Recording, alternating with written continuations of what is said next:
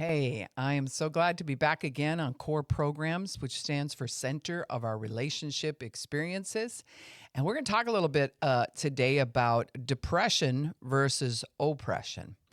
A lot of people don't usually use the term oppression unless you've read the scriptures that talk about the difference between depression and oppression. And we'll get into that too. This will probably be more than a one time session, so you'll have to watch for part two. But today we're going to start out by talking regarding depression. Depression is a interesting cat because it can come, you can have depression for physiological reasons, like someone who is suffering mono or AIDS or something that is taking your immune system down. Your physical body literally feels like depression. It feels like you can't get out of bed. And then it's like your soul goes along with that because you're being so worn out by the fight. So depression can be physiological. It can also be an offset of your emotional state, having gone through maybe something that was high highs in the negative or the positive, and you come down off of that, and now you don't know how to feel. It can be caused from that. It can be caused from trauma not dealt with over time, because trauma puts you in a flight, fight, or freeze mode. And when you get in that mode, there's such action taking place. You're so high intensity. There's so much cortisol. There's all this kind of stuff. And then after a while, your body goes, you know what? I can't keep doing this. I literally cannot keep doing this. And so it'll start shutting down systems and not being able to take care of the things it needs to. And then you'll say, I just feel depressed.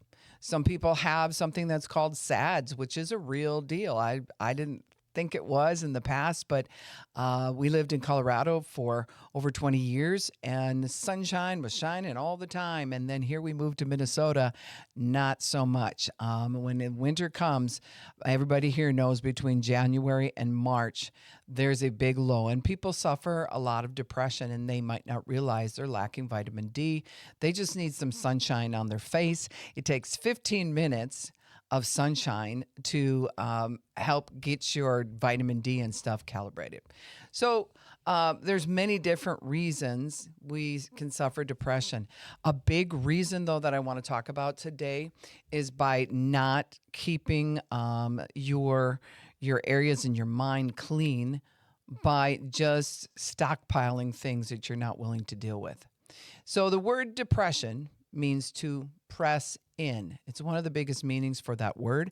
So it would be like if I was at work and somehow my boss yelled at me and I said, I don't know what his problem is, but I'm just going to press that in. I don't have time to deal with that. I get a call from grandma, something horrible happened in the family, and then I got to stuff that. I got to put that in because I got things I got to do. You continue to do that. And you can do it just because maybe you don't know how to unpack the situation. Maybe you don't know how to put things away, throw things out that need to be thrown out in thought patterns. And so we stuff. And depression means to press in. So you're layering all of these problems. You're layering them. And one day your body just goes, look, I'm out. I'm not getting up today. In fact, I'm going to send you the most crazy headache you've ever had. And you'll feel sick to your stomach. You'll be tossing back and forth. And it'll be one of these things where you will think it's a physiological thing when really the base of it is we've stuffed too many problems. We put too many things in a spot that now we don't know what to do with them. And so there's confusion that comes out of that. There's heartache that comes out of that. There's anger that, anger is a secondary emotion. So you're feeling something in each one of those events that you didn't yet let yourself feel and process. So you never unpacked it and you never put it away. So this is the main cause for depression. Like I said, it could be lack of vitamins. It can be all these different things. So when you want to be a whole person, which we all do, you have to look at life like, to be whole, I need to be whole spiritually. That's the thing that counts the most. Physically, emotionally, and mentally. So to get full healing, you have to look at the all of who you are, dealing with the spiritual part first, because it's the main of who you are, and that flows out to the rest of you. But then we're going to take that And we have to look and kind of look at our life and say, hey, I could support the physical by taking some vitamin D.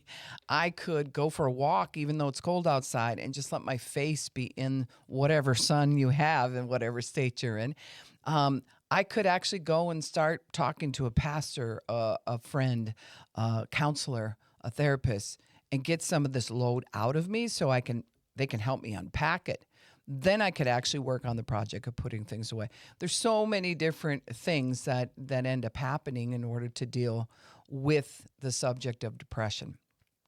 But if you're sitting here today and you're watching and you're listening to this and you're like, yep, I got all the above. Yeah, I don't even know where to start or whatever. All crisis demands change. All change demands decisions. And all decisions have to have options. So you do have options of going to God, going to his word, going to a counselor, going to a pastor, going to online even into a place where maybe there's some information like we're giving that will give you some clarity, because it's the things that we can understand, we can handle. The things that we don't understand, that drive us crazy. So getting understanding literally means, you know what, this really stinks, but I could stand under it. I get it now. I get why I'm feeling what I'm feeling. I can stand under it because I have some understanding that says why it took place to begin with. And that gives you clues to the next thing that you're going to want to do. But the willingness to unpack it has to be there, which means then you have to face those painful things. And in America today, all across the world today, the training is to avoid. The training is to label it something different, escape from it, get away from it, do whatever you can, take a drug for it, or just go get drunk. I mean, there's so many things that people do to escape that emotion. And it never settles. You're only going around the problem, but you're never going through it. And when you know you've done the work to settle something, you've gone through it. And what's sad about that is many times what causes depression is we already went through something. Now we don't want to go through it again just to get the healing. But what goes in ugly also comes out ugly, and we have to re-experience enough of it, unpack it, put it away, and say goodbye to that thing. We have to get understanding. We have to get knowledge regarding it. And God calls us to that. He says the fear of the Lord is the beginning of wisdom. So the fear of the Lord is an awe and respect for him at all different kinds of degrees. I've had the fear of the Lord where it's like, whoa, I need to pay attention to this. Then there's other times I've been in his presence where it's like, I really need to pay attention. God is in the house. It has that type of feeling. And there's a spectrum of how you have that awe and respect and how you deal with this. And so when we come into the fear of the Lord, which means we sought him on the problem, we went to him first, and we want to hang with him because he's absolute truth and he's absolute love. And that's what it takes to dispel any lies that are inside of us. Things start to unpack. And if they didn't go in pretty, many times they come out pretty ugly. And sometimes you cry, you re-experience the feeling or whatever. We should not fear that. First of all, fear is not of God.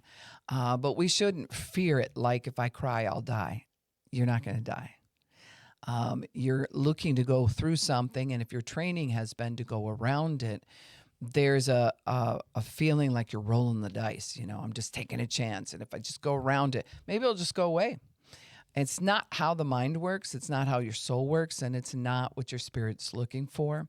So then it affects your physical body, and it will show up in all kinds of increments of manifestations. The body will start to feel extra tired. You won't digest right, headaches, all of those types of things. So depression is very much different than oppression.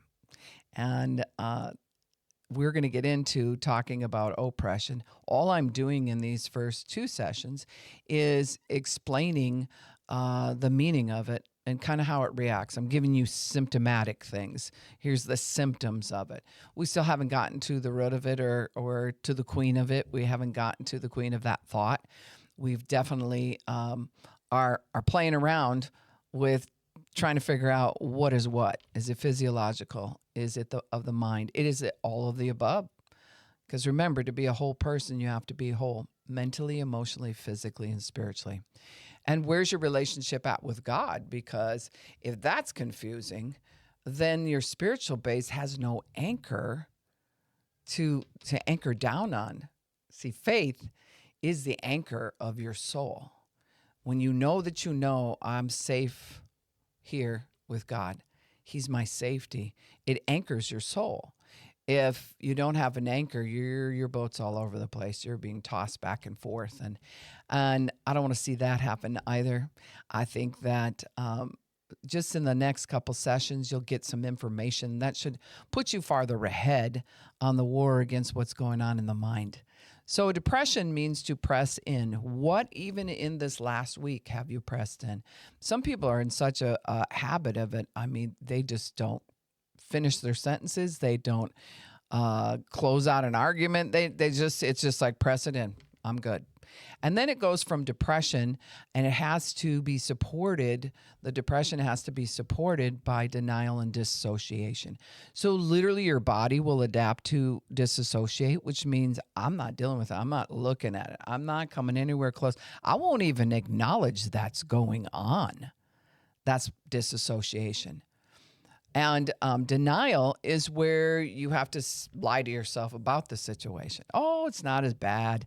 Like sometimes women will go through this where it's like, well, he only hit me in the face twice. I mean, he did have a hard day at work, and I can be so annoying sometimes. And there'll be this aspect of where you have to lie to yourself. You have to downplay the situation. I've said this before, real people have real success. Remember this, real people have real success. But to be real, then you're going to feel. You're going to feel what you've gone through. You're going to feel that aspect of like, oh man, I don't want to deal with this all over again. You felt this before, so you don't want to re-feel it, but you're going to have to allow yourself, in order to process, to feel that situation again and start unpacking it. Or depression will start to settle on your life. And it's very inward. Depression can be very inward. Oppression comes on the outside, and we'll talk about that. Thanks for listening today. I just want to encourage you to keep going on to the next session where I talk about the word oppression.